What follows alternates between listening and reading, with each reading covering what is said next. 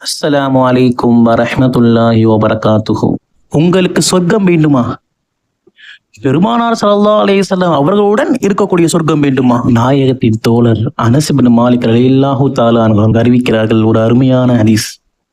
பெருமானார் ஸல்லல்லாஹு அலைஹி வஸல்லம் என்னிடம் கூறினார்கள், யா புனைய, என்னுடைய செல்ல மகனே, நீ காலை நேரத்தில் இருந்து மாலை நேரம் வரை யாரை பற்றியும் உன் உள்ளத்தில் தவறான எண்ணம் கொள்ளாமல் இருப்பதற்கு உன்னால் முடியுமானால் அவ்வாறே நீ செய்.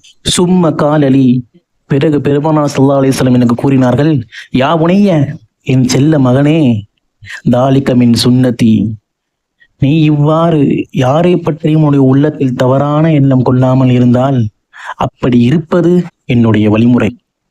வமன் அஹ்யா சுன்னதி, யார் எனது வழிமுறையின் மீது நடக்கிறாரோ, யார் என்னுடைய வழிமுறையை உயிர்ப்பிக்கின்றாரோ, வகத அஹப்பனி, அவர் என் மீது பிரியம் வைத்து விட்டார்.